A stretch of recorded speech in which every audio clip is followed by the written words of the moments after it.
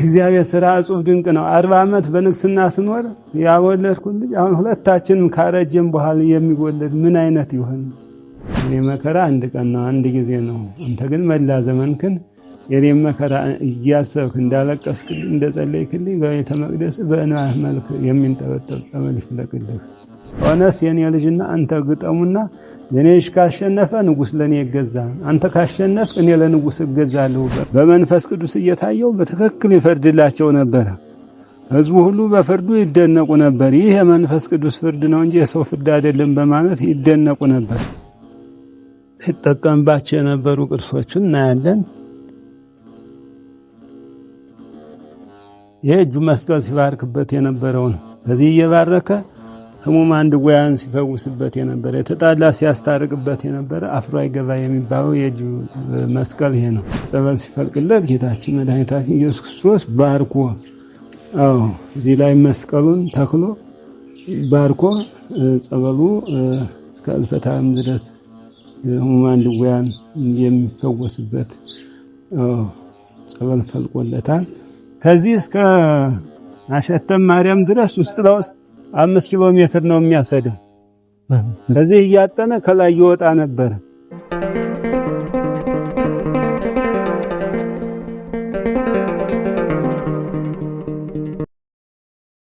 ናኩቶ ላብ እውነቴን ነው የምላችሁ እጅግ በጣም ብዙዎቻችን ለማየትና ደጁን ለመርገጥ የምንናፍቀው ናኩቶ ላብ ገዳም እንገኛለን። የመጀመሪያ ቪሎጋችን የሚሆነው እንግዲህ በዛሬው ቀን የናኩቶ ላብን ገዳም መጎብኘት ነው ማለት ነው። ይህንን ቪዲዮ በሰብስክራይብ እንድትጀምሩ በእግዚአብሔር ስም ጠይቃለሁ። ኑ ተከተሉኝ።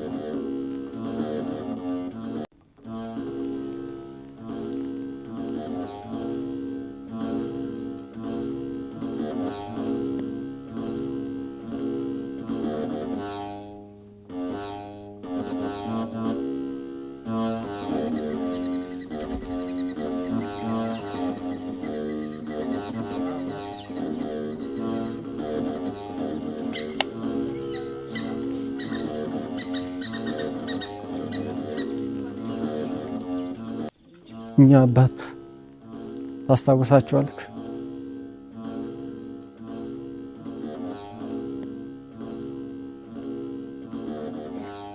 ሰላም ዋሉ አባታችን፣ እንዴት አሉ?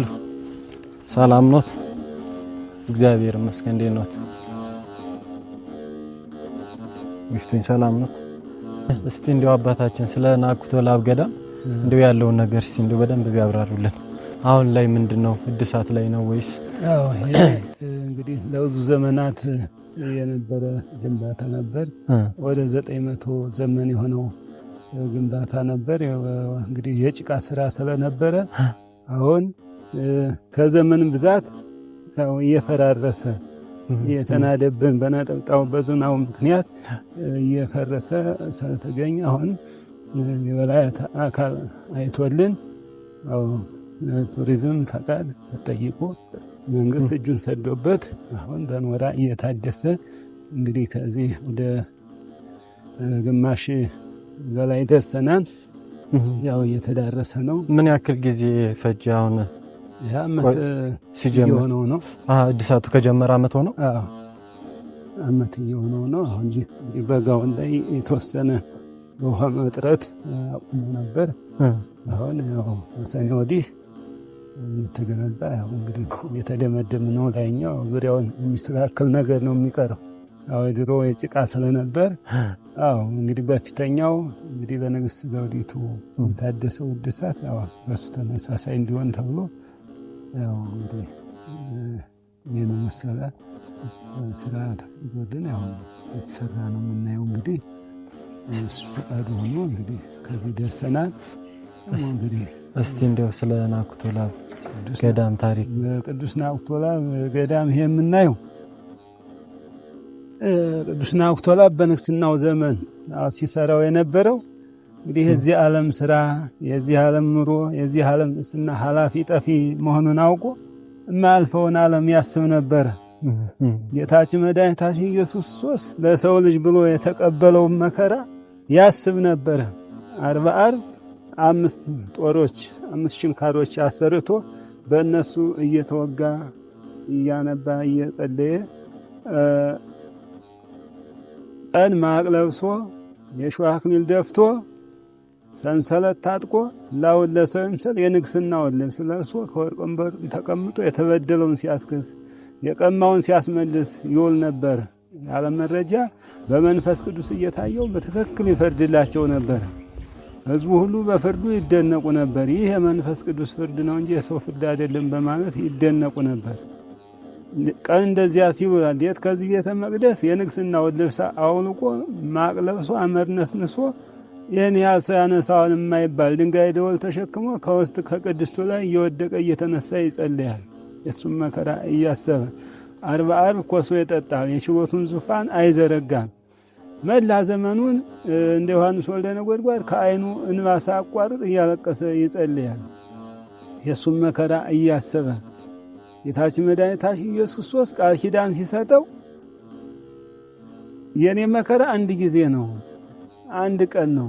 አንተ ግን መላ ዘመንክን የኔ መከራ እያሰብክ እንደጸለይክልኝ እንዳለቀስክልኝ በቤተ መቅደስ በእንባህ መልክ የሚንጠበጠብ ጸበል ይፍለቅልኝ ቃል ኪዳን ሰጥቶታል። አዎ እንግዲህ ከዚህ ዓለም በሞት የምትሰወርበት ጊዜ ስለደረሰ የምትፈልገውን ሁሉ ጠይቀኝ አለው። ኃጥኡን ሁሉ ማርልኝ አለው።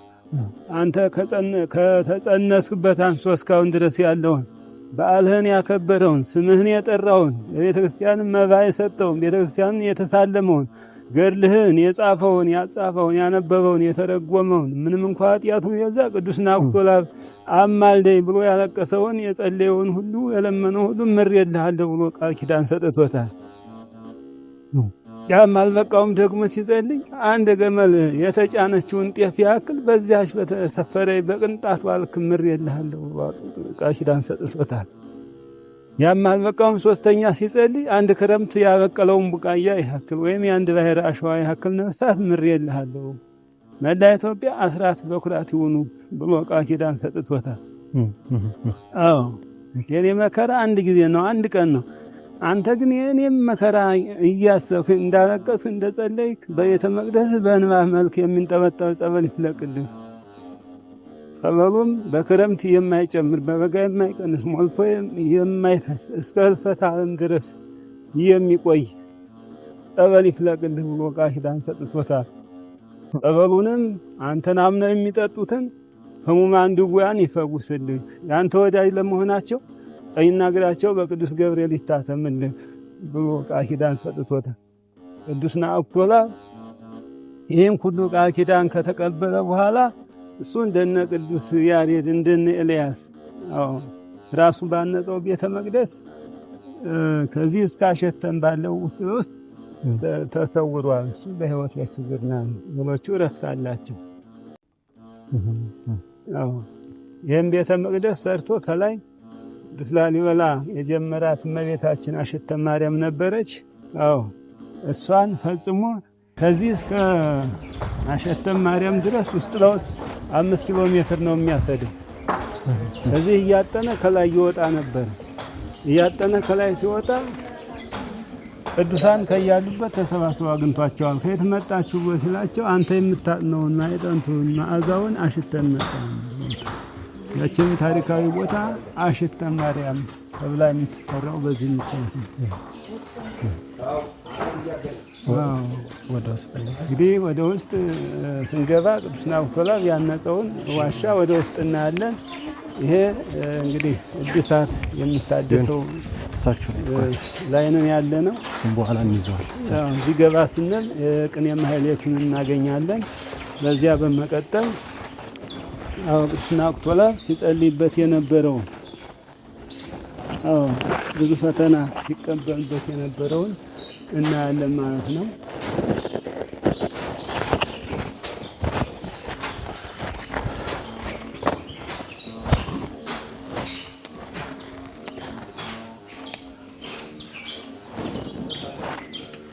የምናየው እኔ ማህሌት አይደል? ትኩረት አድርጎ ወደዚህ ወደ እኔ ወደ እሳቸው ስንገባ ተሳልበን ስንገባ ትይዘኛል።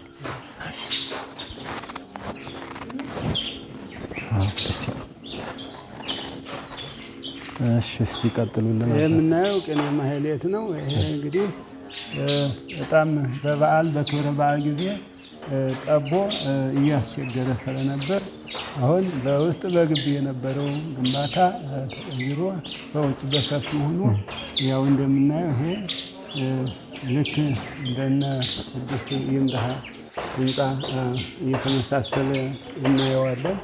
እንግዲህ ጊዜ ገይር ለእግዚአብሔር ነው። እንግዲህ አነሳስቶ እንግዲህ ሰዓቱ ጊዜው ሲደርስ ከይደርሰናል። ቀጣይ ደግሞ እንግዲህ እናየው ውስጥ ላይ እቺ ጸበሏ ውስጥ አለ አይደል? ሌላ ጸበሉ ውስጥ አለ። የምናያቸው እንግዲህ አራቱ ቅዱሳን ነገስታት ከዚህ እናያለን።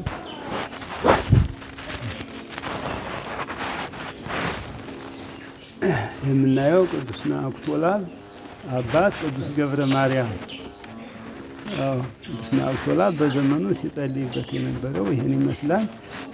አርባ ዓርብ በሰይፍ እየተወጋ የሚያሳየው ይሄን ነው። ከ6 ሰዓት እስከ 9 ሰዓት እጁን በመዘርጋት የሚጸልዩ ይሄን እናያለን። ይሄ ደግሞ በንግስናው ዘመን ሲሰራው የነበረውን እናያለን። ቅዱስ ናኩቶ ለአብ ከአባቱ ከቅዱስ ገብረ ማርያም ከእናቱ ከቅድስት መርኬዛ ተወለደ። የቅዱስ ናኩቶ ለአብ አባት ቅዱስ ገብረ ማርያም ስልጣኑን ለወንድሙ ካስረከበ በኋላ ወደ ምናኔ በመሄድ በጸሎትና በመትጋት እያለ እግዚአብሔር አምላክ ተገልጾ ክብሩ እንደ መላእክት የሆነ ታላቅ ልጅ ተወልዳለህና ወደ ቤት ተመለስ በማለት አናገረው። መልአከ እግዚአብሔር ስራ እጹብ ድንቅ ነው። 40 ዓመት በንግስና ስኖር ያወለድኩት ልጅ አሁን ሁለታችንም ካረጀን በኋላ የሚወለድ ምን አይነት ይሆን? የእግዚአብሔር ስራ እጹብ ድንቅ ነው እያለ ወደ ቤቱ ተመለሰ። ቅዱስ ገብርኤልም ለቅድስት መርኬዛ ወንድ ልጅ እንደምትወልድ ነገራት። ቅዱስ ናኩቶ ለአብ መጋቢት 29 ቀን ተጸንሶ ታኅሳስ 29 ቀን ተወልዷል። አስቀድሞ ቅዱስ ገብርኤል ለቅዱስ ላሊበላ ራእይ ነግሮት ነበር። ወንድምህ ያንተን ስራ የሚሰራ ያንተን ስም የሚያስጠራ ይወልዳል፣ ታላቅ ንጉሥ ይወለዳል ብሎ ራእይ ነግሮት ነበረ። ቅዱስ ላሊበላ በልደት በቤተ ማርያም እያስቀደሰ እያለ ዲያቆኑ ናኩቶ ለእግዚአብሔር ቅዱሳት ወነሲያነ እያለ ሲያዜም ያ የነገርኩ ሕፃን አሁን ተወልዷል፣ ስሙንም ናኩቶ ለአብ በለው በማለት አናገረ። ናኩቶ ለእግዚአብሔር ቅዱሳት ወነሲያነ ሲል በዚህ ደቂቃ ውስጥ ስለተወለደ ናኩቶ ለአብ ተብሎ ተሰይሟል። ናኩቶ ለአብ ማለት እግዚአብሔር አብን እናመስግነው ማለት ነው። ቅዱስ ላሊበላ ቅዱስ ናኩቶ ለአብን ከእናቱ ከቅድስት መርኬዛ ተረክቦ ወስዶ በቤተ መንግስቱ በእንክብካቤ አሳድጎ እድሜው ለትምህርት ሲደርስ አባ ይስሐቅ የሚባሉ መምህር ተቀጥረውለት መንፈስ ቅዱስ ያደረበት በመሆኑ በአጭር ጊዜ ውስጥ የቤተ ክርስቲያን ትምህርት ተምሯል። 20 ዓመት ሲሞላው መልአከ እግዚአብሔር ለቅዱስ ላሊበላ በራእይ አሁን ለቅዱስ ናኩቶ ለአብ ሚስት ጭለት አለው። ዛሬ አምባጽዮን እንዴት የት ይገኛል? ለሱ የሚሆን ከየት ይገኛል ብሎ ሲሆን ጸልየህ ፈጣሪን ጸልየህ ጠይቀው። ወደ ጸልዮ ወደ ፈጣሪው ሲያናግረው አምባጽዮን እየተባለ ከሚጠራው ቦታ የቄስ እስጢፋኖስ ልጅ አጨለት። ቅዱስ ናኩቶ ለአብ በድንግልና ለመኖር ወስኖ ስለነበር አዘነ፣ ተከዘዘ። እመቤታችን ተገልጻ አትዘን፣ አትተክዝ፣ ይህ የእግዚአብሔር ትእዛዝ ነው፣ ክብር ከደናግላን አንስም በማለት አጽናናቸው። ጋብቻውን በእግዚአብሔር ፈቃድ ፈጸሙ። ቅስና ተቀብሎ ፈጣሪውን በትሕትና እያመሰገነ ባልተቤቱን ንጽሕተ ማርያምን እንደ ቅዱስ ዲሜጥሮስና ልዕልተ ወይን ንጽሕናችን እንጠብቅ በማለት ሀሳቧን ጠየቃት። እሷም በሀሳቡ ተስማማች። 25 ዓመት በንጽሕና በቅድስና ፈጣሪያቸውን እያገለገሉ ኑረዋል። አሁንም ቅዱስ ናኩቶላብ በንግስናው ዘመን ስራው ጥሩ ያማረ መልኩ ያማረ አንደበቱ ተሰሚነት ነበረው። በአካባቢው ጸረ ቅምስ የሚባል ሽፍታ ለንጉሱ ለቅዱስ ላሊበላ አልገዛም እያለ ሸፍቶ ይኖር ነበር። በእንደዚህ አልገር እያስቸገረ እያለ ቅዱስ ናኩቶላብ አባቱን ቅዱስ ላሊበላ ፈቀድልኝና ያን ሽፍታ በእግዚአብሔር ኃይል ባንተ ጸሎት ማሪቸው ልምጣ ብሎ በሚለው ሰዓት እሱ ደግሞ የወደው ስለነበር አይሆንም ትሞትብኛለህ። ሽፍታው ምታተኛ ጋኔን ሳቢ ነበረ። ወታደርም ቢላክ ወታደሮችን ይጨርሳል እንጂ እሱ አይመታም ነበር። ቅዱስ ናኩቶላብ ፈቀድልኝ፣ እኔ በምታት አላምንም፣ በእግዚአብሔር ኃይል ነው የማምነው። ኃያላኑን እንግዲህ ጎልያድን ድል ያደረገ አምላክ እኔም በእግዚአብሔር ኃይል ድል አደርገዋለሁ፣ ፍቀድልኝ አለው። ፈቀደለት። እሱም የጸሎት መጽሐፉን ይዞ ወደ ሽፍታው መልእክት በመላክ ወንድሜ ምን ሆነህ ነው የአካባቢውን ሰላም የነሳው? አሁንም ከንጉሱ ጋር ላስታርቅህና ተስማምተህ ኑር ብሎ በሚለው ሰዓት ሽፍታውም ምታተኛ ስለነበር በምታቱ ስለሚመካ እምቢ አይሆንም አለው። ሆነስ የኔ ልጅና አንተ ግጠሙና የኔ ልጅ ካሸነፈ ንጉስ ለኔ ይገዛል፣ አንተ ካሸነፍ እኔ ለንጉስ እገዛለሁ በማለት ላከበት። ቅዱስ ናኩቶላብ በሽፍታው ሀሳብ ላይ ተስማማ። ሽፍታውን በልጁ ጦር ላይ ምታቱን ደግሞ ላከው። ቅዱስ ናኩቶላብ የዳዊት መዝሙር ጸልዮ ወደ ጦርነቱ ሄደ። አነጣጥሮ ያሸነፈ እንዲቆጠርለት ፊት ማን ይወርውር ብሎ በሚባል ሰዓት ቅዱስ ናኩቶላብ እኔ በምታት አላምንም፣ በእግዚአብሔር ኃይል ነው እማምነው፣ እሱ ይወርውር ፈቀደለት። ወረወረ። ሊመታውም አልተቻለም። 3 ጊዜ ወረወረ። ሊመታውም አልተቻለም። እንግዲህ ምታቱ በእግዚአብሔር ኃይል ተሽሮበታል እና የወረወረው ጦር ራሱን ወቅቶታል። ቅዱስ ናኩቶላብ በሽፍታው ልጅ ላይ ቆሞ ፈጣሪውን አመስግኗል።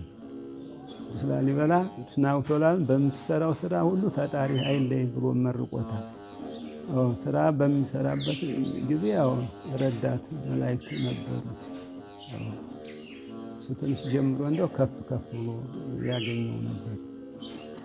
በዘመኑም ተጨማሪ ደንሳ ከሚባለው ቦታ አንድ ትልቅ ባህር ነበር ይላል። በዚያ በባህሩ ዙሪያ ብዙ ሕዝብ ተሰብስቦ አየ። ይሄ የተሰበሰበው ሕዝብ ምን እያደረግ ነው ብሎ ተወደዱን ሲጠይቅ ይሄ የተሰበሰበው ሕዝብማ በዚህ በባህር ውስጥ ያለውን አጋንንት ያመልካል አለው። እንግዲህ እሱ ደግሞ በዘመኑ አጋንንት እንዲጠፉ ወስኖ ነበር። ወደ ፈጣሪው ሲጸልይ በባህር ውስጥ ትልቅ ዙፋን አጋንንት ተገለጸለት። እመቤታችን እኒህን ነፍሳት እንዲምርልህ ፈጣሪህን ለምነው አለችው። ፈጣሪው ሲጸልይ ይህም ባህር በአፈር በድንጋይ በእንጨት ደፍነህ ቤተክርስቲያን ስራበት አለው። ሰይጣኑ ግን በጨለማ መጋረጃ ተጠቅልሎ ሲኦል ይወረድልሃል። ቅዱስ ናኩቶላብ እንደታዘዘው ባህሩን በድንጋይ በአፈር በእንጨት ደፍኖ ቤተክርስቲያን ሰርቶ እንግዲህ ታቦተ እስጢፋኖስን አስገብሮ ታኅሳስ 3 ቀን ቅዳሴ ቤትን አክብሯል። ቅዱስ ናኩቶላብ እንግዲህ እነሱ ስራቸው ንጹሕ ድንቅ ነው። ንጉሥ ናቸው፣ ካህን ናቸው። መላ ኢትዮጵያን በፍቅር በአንድነት 40 ዘመን ያስተዳደሩ ነገስታት ናቸው። ይሄ የምናየው ቅዱስ ናኩቶላብ ያለቀሰበት የጸለየበት ውስጥ ላይ እንግባና እናያለን ማለት ነው። እንግዲህ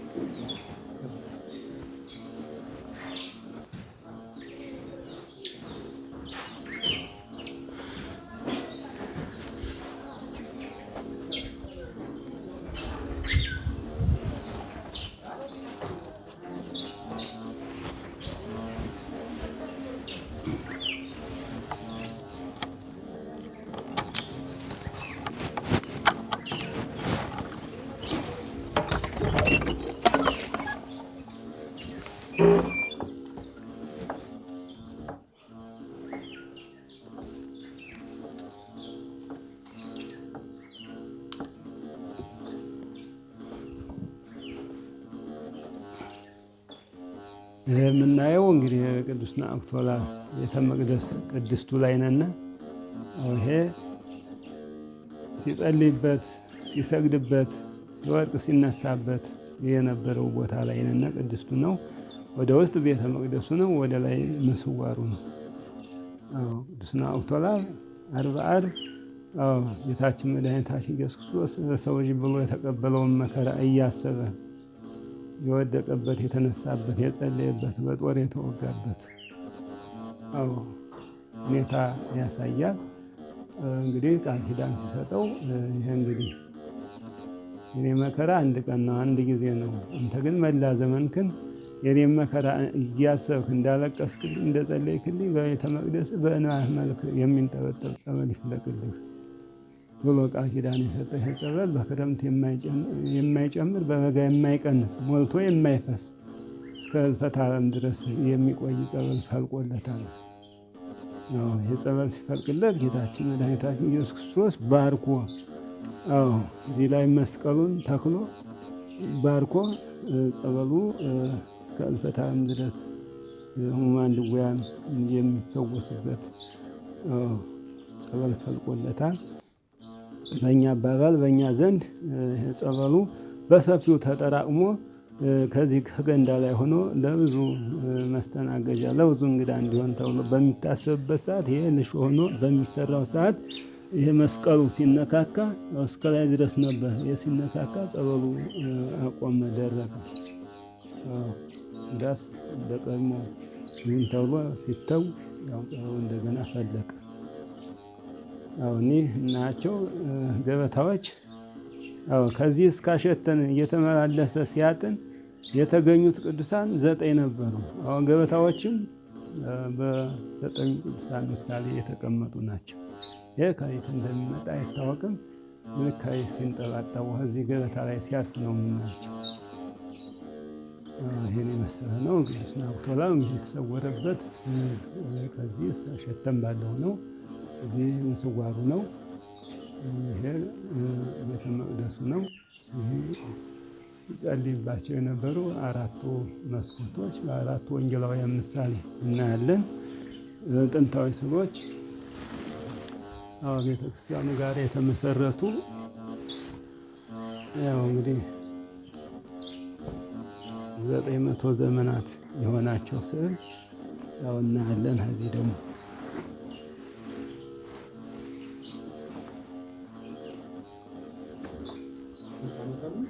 900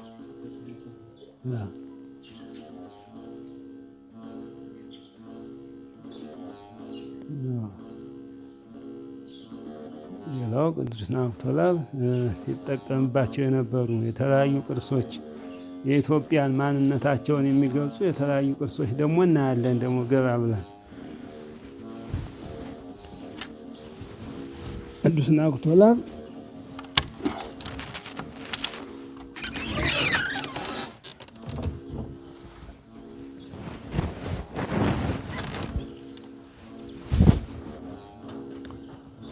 ሲጠቀምባቸው የነበሩ ቅርሶችን እናያለን።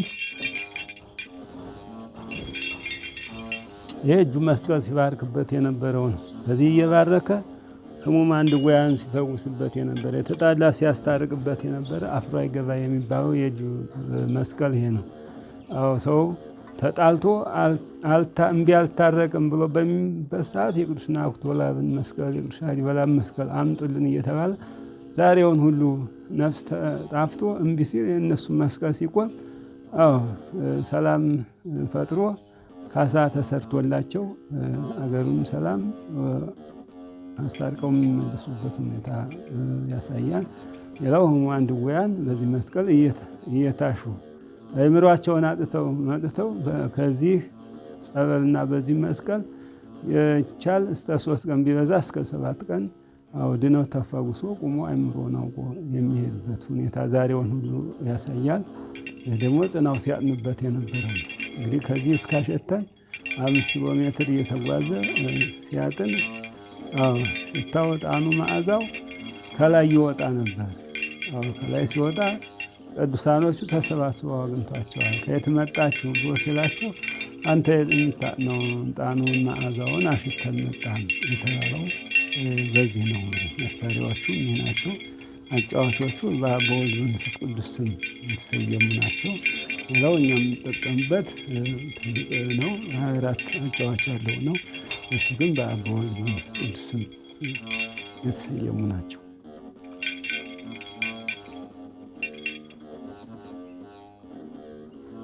ይሄ ደግሞ የምናየው የመጾር መስቀል ነው። የተለያዩ ስዕሎች በውስጡ አሉበት። በቅዳሴ ሰዓት በክብረ በዓል ሰዓት ሲጠቀምበት የነበረ ነው። ስዕሎቹ መካከል ላይ እግዚአብሔር አብ ይታያል። ከዚህ ማቴዎስ፣ እዚህ ማርቆስ ይታያል። ማነው ሉቃስ ወይም ዮሐንስ። በስተዚህኛው እመቤታችን፣ ሚካኤል፣ ገብርኤል፣ ማርቆስ ይገኙበታል። እኔ እሱ መሳሪያዎች ናቸው። ስናሁላል 13ኛው ክፍለ ዘመን ሲጠቀምባቸው ነበር። የትኛው ክፍለ ዘመን ላይ ነበር ማለት? 13ኛው ክፍለ ዘመን።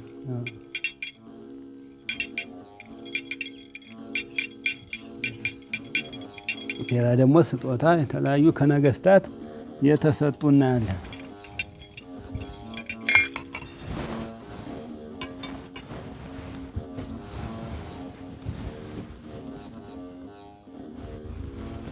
እነዚህም ናቸው ደግሞ ለቅዱስ ናኩቶ ለአብ ስጦታ የተሰጡ ናቸው። ይሄ ቅዱስ ላሊበላ መስቀል አፍሮ አይገባውን የሚመስል ነው። ይሄ ኮፒ ነው። ያ ዋናው ከሰማይ የወረደው በቤተ መድኃኔዓለም ውስጥ የሚገኘው ነው። ያ ክብሩ አይታወቅም፣ የተለየ ነው። ይሄ ያው ተመሳሳይ ነው። ቅዱስ ናኩቶ ለአብ እንግዲህ አባቱ ቅዱስ ላሊበላ የሰጠው ስጦታ ነው። ይሄ በውስጡ ብዙ ነገሮች ያሳያል። 12 ሐዋርያትን ብዙ ነገር ያሳያል። ስዕለትን ያሳያል። ይህ በዕለተ ሐሙስ የሚቆረሰው ሥጋ የሚፈሰው ደም ያሳያቸው ነው። ይሄ እና ይሄ ደግሞ አክሊለ ሦክ የተቀዳጀበት የሚያሳይ ነው። ይሄ ደግሞ የሙሴን ባሕረ ኤርትራውን የከፈለበት የሚያሳይ ነው። ይሄ ደግሞ ወርቅ ቅብ የሆነ መስቀል የምናየው ይሄ ደግሞ በጸበሉ ምክንያት የመጣ ነው። ወይዘሮ ስህን የንጉሥ ሚካኤል ናቸው። እሳቸው ደግሞ የተለያየ ሕመም አድሮባቸው በሕክምና በውጭም በዚህም እየተረዱ መፍትሄ አጥተው እስኪ ከዚህ ከቅዱስ ናኩቶ ለአብ ጸበል ይላክላቸው ተብሎ በኮዳ ትንሽ ጸበል ተልኮላቸው ድነው ተፈውሰው የጸበሉን ኃይል የጸበሉን መድኃኒትነት ለመግለጽ ይህን ወርቅ ቅብ የሆነ መስቀል ሰጥተዋል። ያው ጸበሉ እንግዲህ ሕክምና የማያድነውን የጸበል እየፈወሰ መሆኑ እንግዲህ ይህ መረጃ የሆነ ሕክምና ሳያድናቸው ጸበሉ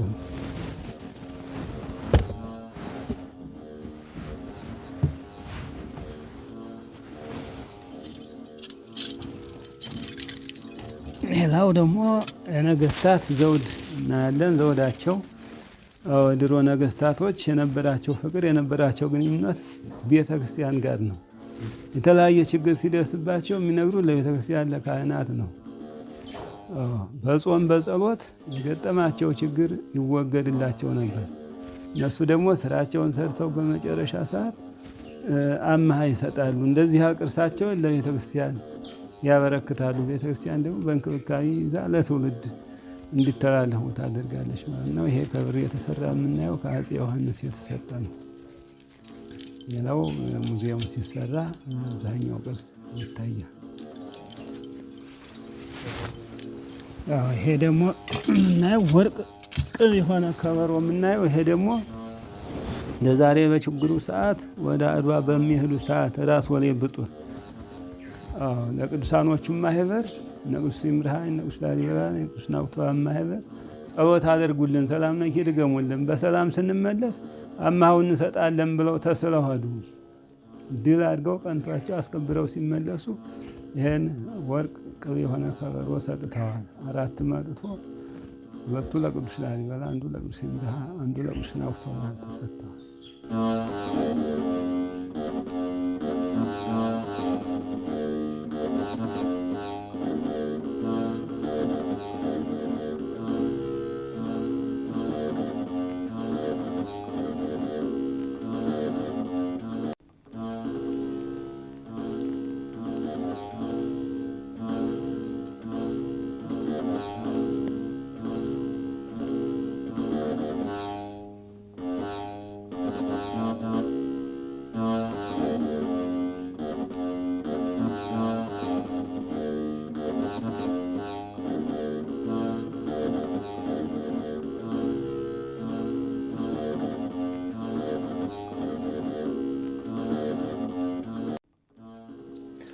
ውድ ተመልካቾች እንግዲህ የዛሬው የናኩቶ ላብ ገዳም ጉብኝታችን ይህን ይመስላል። እንዳያችሁት ነው፣ እንደተመለከታችሁት ነው።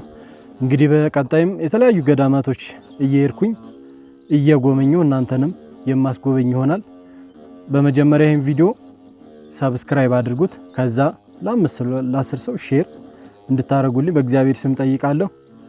የናኩቶ ላብ በረከታቸው ረድኤታቸው ከሁላችንም ጋር ይሁን።